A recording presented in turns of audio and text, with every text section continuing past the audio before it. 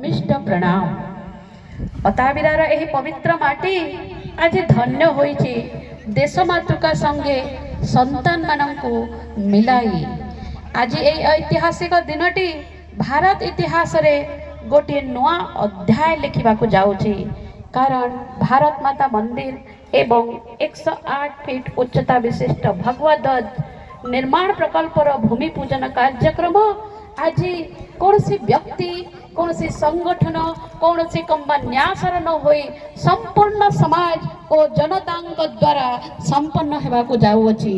आखपाख अंचलस्थ 108 गोटी संगठन आमर विशिष्ट स्वाधीनता संग्रामी मानकर दयाद माने आमर परम पूज्य वरणीय पद्मश्री कार्यक्रमटी समापन हेबाकु जाउछि। ताहले आसंतु भेद भाव ऊर्ध्व को जाई निज भावना को निज आत्मा को माँ भारती चरण रे समर्पित करी पूजा बुद्धि आरंभ करिबा। बोलो भारत की जय।